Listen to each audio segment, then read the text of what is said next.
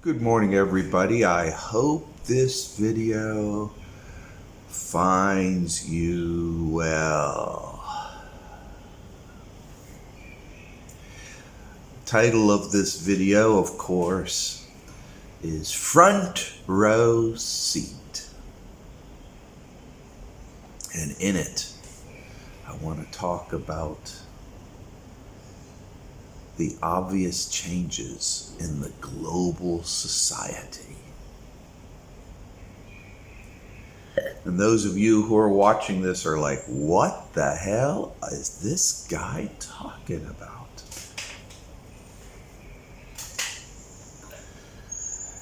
Instead, you've got this news article here and that, and they're all this little this and that and this and that. I'm saying, step back and check out the big picture, people. The big picture. On one hand, you've got Boris Johnson in England, and his entire party is just routed. In Australia, you've got Morrison's government completely routed. Now, they put another guy in there who is a clone of Morrison, but the people wanted change. And so they got it. Of course, in Australia, when you have an election, you can either have Coke or you can have Diet Coke. You're not allowed to choose between coffee, tea, milk, or other beverages. You're only allowed to choose. So they tried to do something. In Japan, Abe left and then was assassinated. Why? There's a bunch of theories and stuff on the internet. You can go parse them out. There's just an election over in Korea where an American-backed hardliner comes to power. Sri Lanka, Pakistan,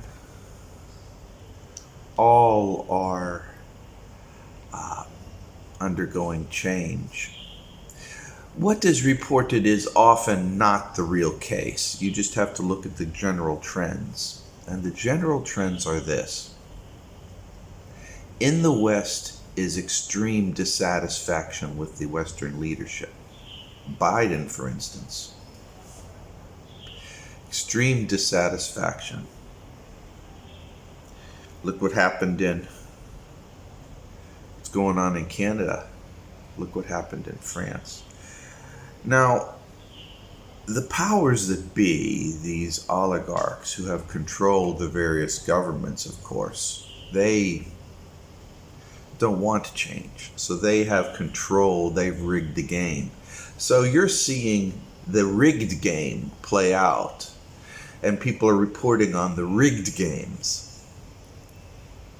But nobody's reporting on the overall underlying trends. Oh, sure, they say, well, there's dissatisfaction with Biden and blah, blah, blah, blah, blah. And they're saying all this stuff, but they're not reporting the underlying global trends. And I'm going to sum it up really, really clearly for you. The world has been divided up into two halves.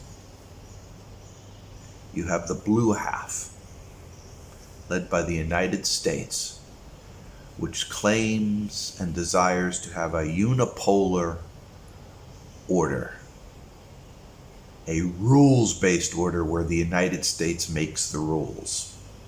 And the other half is the red, the East. Totally different than the West, the East. They want a unipolar world, a world of individual communities, each one self-empowered. Leading this East is China.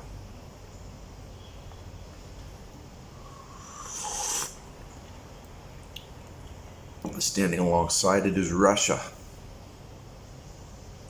near the back of the room is India, but India's alignment. They're a powerful, powerful bloc. And then you've got a lot of bystanders here and there. If push comes to shove, many of the bystanders will side with the biggest nation in close proximity to them. If push comes to shove. That's okay. So that should tell you where things will pan out. There will be exceptions here and there for this and that reason, but that's pretty much what's going to happen. And what we're watching right now is this happening, this play out. It's a buildup. The West, if you read alternative Western publications, meaning American publications for the most part, anticipate a conflict, a global conflict in 2025, no later than 2025. The reason why they put that date down is because they believe, the leaders in the West believe, that they will be ready to fight a decisive global war by then. Everything will be in place. That's why they said 2025, the United States will regain its supremacy. Now, as reported before, there's a whole shitload, a whole boatload of other indicators that say that that is a pipe dream and that won't happen. We can begin with generational turnings. While generation turnings does not in itself define what will happen, the generational turnings say that there will be a snap, a cataclysmic snap in the United States governance model of significant magnitude. We'll know the world has crossed that threshold when we see that snap occur. That snap has not happened. We see building up of all kinds of bubbles.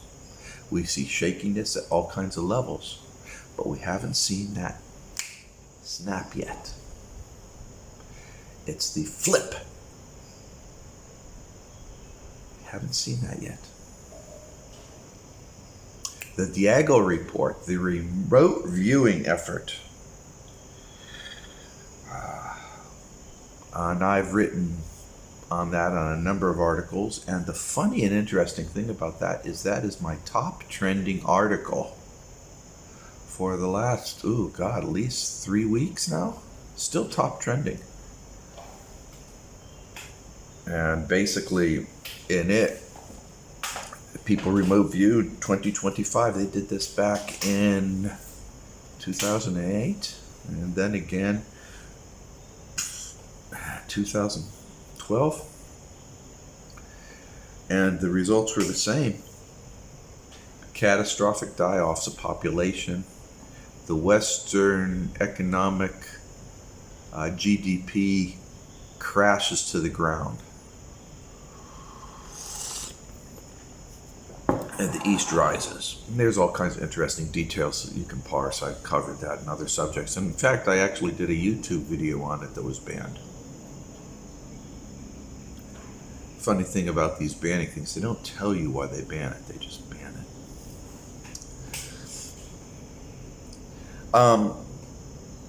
So that doesn't look too good, huh? And you've got other things. I'm writing an article right now, in part of my New Beginnings, and in it is an element called about the Greek fire. It's called the Greek fire paradox. If you have a nation with a secret weapon, it can frighten the rest of the nations into compliance, but only for a period of time. The other nations will come up with their own versions of a secret weapon. Back, I think it was during the Peloponnesian Wars, I'm not quite sure when, it was ancient Greece. And the Greeks had developed this secret weapon called Greek fire. Basically, it was a primitive flamethrower. And ships would go over there and they would shoot this flamethrower at these other wooden ships and destroy them all. It was just devastating. And so a lot of people were terrified of it. Nobody knew how it worked. Nobody knew what it was, but everybody was terrified of it. It's called Greek fire. Well, eventually other nations, while they didn't develop the Greek fire, they developed other systems. And there's always ways. And the Greek fire paradox basically says that if you have one super duper super weapon, other nations out of necessity will be forced to come up with countermeasures and other equally lethal weapons. So the United States has been ruling the world now for 75 years with the threat of nuclear annihilation based upon nuclear weapons. And Russia and China have their own versions of different types of Greek fire. So forget about the conventional war. The United States couldn't fight a conventional war out of a wet paper bag.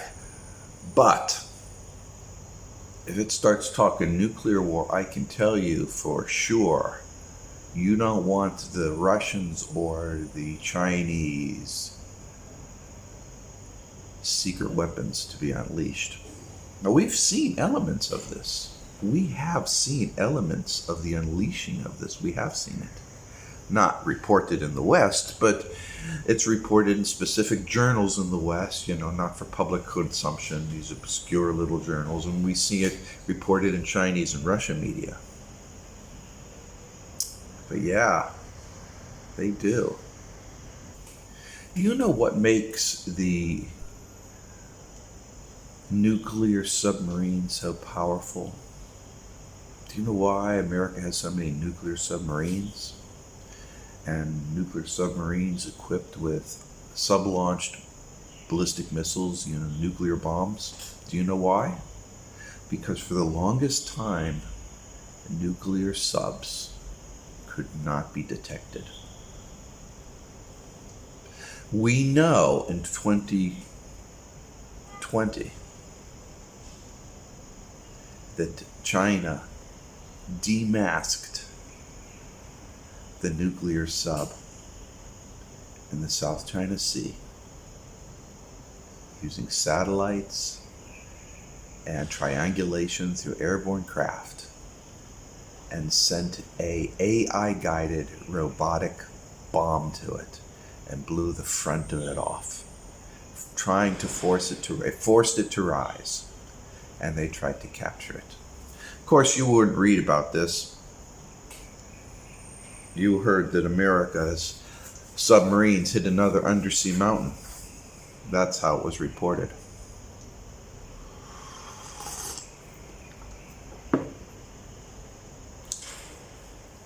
You hear about how totalitarian and super surveillance China is, but at the same time, you don't see the advantages of it either. You hear, oh, it's so evil, it's so evil, it's so evil, genocide, blah, blah, blah, blah, blah. People, if there was fucking genocide in China, it would be filmed in Technicolor, okay? China is completely wired, there's no doubt about that. Which is why the CIA has such a hard time getting a tanglehold anywhere in China. But the point that I'm making here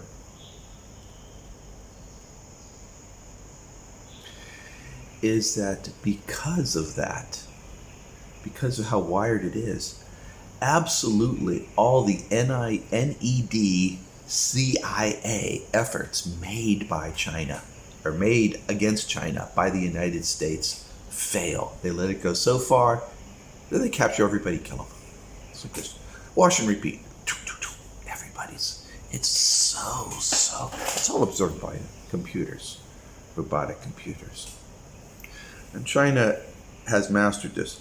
Now, don't think the United States doesn't have all kinds of tricks up its sleeve. It certainly does. The United States has been doing onslaughts, biological weapons, carpet bombing China with biological weapons, wave after wave after wave of electronic computerized attacks against China. This has all been going on, ongoing, and it's transparent to society. But so you've got this hidden fighting that it's not being reported on at all. The fact that Russia has the ability to turn off all electrical systems on ships, aircraft, and then blow them out of the water with weapons. That was demonstrated in 2012. 2012 was demonstrated. And then, of course, we know that many of these UFOs buzzing these crafts off of San Diego are Chinese. How do we know?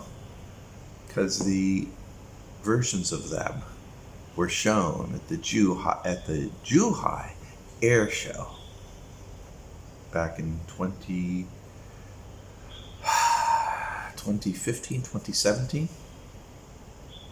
You know, those TikToks.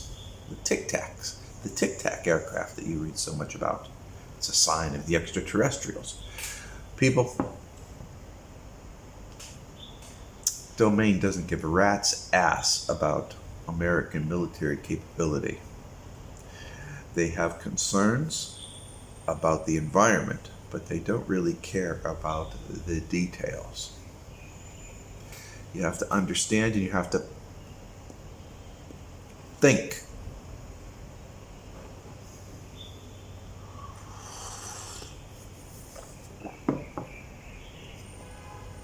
Now, the good news is that Xi Jinping is in charge of China. He's a kind person who wants to make the world a better place sincerely. He's a true believer.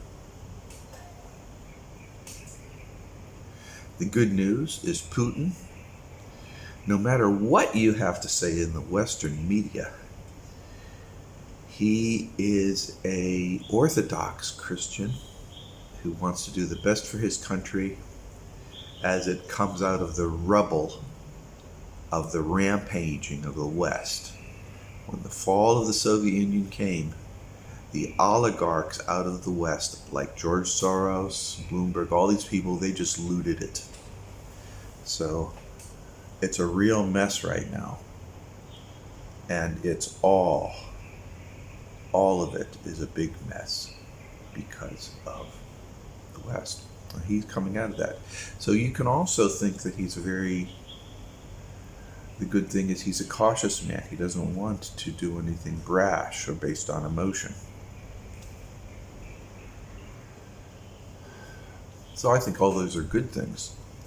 So this idea that changing Xi Jinping or changing Putin is going to change the dynamics so that Biden and his cronies or the next group of puppets are going to be in control is a pipe dream. I'll tell you, you try to get a war hawk, somebody even more of a war hawk than Biden is. Well, Biden's a demented old man that's controlled by war hawks. But you try to get the war hawk in there, America will be erased with this big eraser. And erase it. You don't want that. Nobody wants that. I've been writing a lot. I haven't published them yet, but I've been putting articles in lately about the fall of Rome. Some of the massive mistakes by the most incompetent rulers.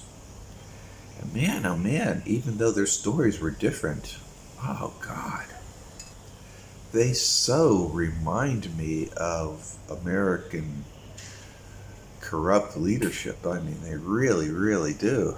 Lordy, Lordy. Okay, I'm getting all sidetracked on all this stuff. I don't want to get too sidetracked on this stuff. The point that I'm trying to make here is we got a front row seat. That's the name of this video. It's a front row seat. And we're watching changes in governance. One underlying stream: the people in the West want change. And they're using the mechanisms to enact those changes, and they're not getting them. In Australia, Morrison became so unpopular with his policies that they voted this other party in, and that other party came in, and you know the first thing he did? He adopted Morrison's policies. America was so tired of Donald Trump and Donald Trump's top policies, so they voted Biden in. And what's the first thing Biden did? He adopted Trump's policies. Unhappy in France. What's the first thing they did? Voted another guy in. Policies. Did the policies change? No. So you have a front row seat to the West where there's great discomfort. Horrible, horrible discomfort. And they're using the systems to enact change at a massive scale, but no change is actually happening. The people say, we want that snap. We want that snap. We want the flip over. We want that. We need that. And they do it, and it's a big dud. Puh. That's significant. In the East, they're all happy. Russia thinks Putin is the Great. They're calling him Putin the Great. Xi Jinping is beloved by a fiercely, hyper-patriotic Chinese.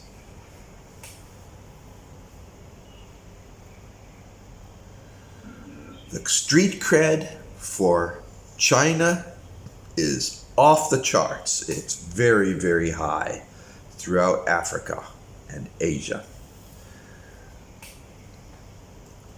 Of course, the oligarchs and those oligarchs who control the printing presses think otherwise, but the baseline people think this thing.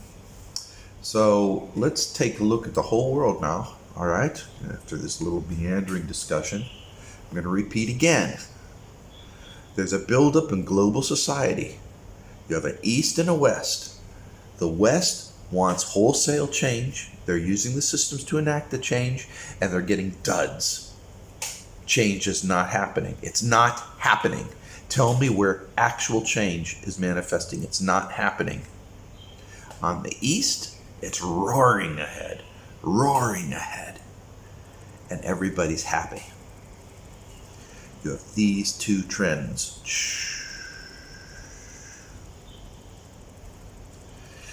It's coming like this. Historically, when trend lines move like that, they typically mean bad stuff. Usually means conflict, war. Roughly equal players. Some differences in technology, but roughly equal. I'm saying that this major conflict is of such a nature right now that it's going to be far worse. I'm also going to argue that we've been at World War III now for some time, since 2008, maybe 2014. Depends on how you look upon it. And America's fighting blanks. They're just fighting blanks. The stuff that they tried to do kind of failed, one thing after the other. It's not really being reported in the West, but yeah, trust me, America's been very, very bad. That's really bad because most people are unaware of this in the West. They're just going to church and living their lives, watching games and stuff, television, just oblivious to what the United States government's doing to the rest of the world. The United States has leveled complete communities in the Middle East while Americans are eating their peas and passing mashed potatoes and meatloaf at the supper table. You don't do a continuous string of very bad things and expect nothing to come back to you. Things do boomerang back to you. And the buildup of these bad actions will play back. It's inevitable. You can't be eating huge spoonfuls of lard every single day and not expect to get fat. You can't expect to chain smoke cigarettes for years and not get lung cancer. Your actions will come back and hit you. So when the United States goes into this period of zombie apocalypse, and you're not prepared, you have nobody else to blame but yourself. And so I'm here to tell you, you have a front row seat. You can throw popcorn at the screen and go out and kick the cats on the sidewalk and piss on the people. Or you can be thoughtful about it and make sure that your house is in order and you're doing what you can in your community. During periods of extreme strife, the best number one thing that you can do is take care of your community. Become a participant. That's the best thing. And I know you'll be able to do it because you're not a spectator. You're here watching this video. And I know that you're going to be a success in how you handle things and what you do. Why do I know? Well, people,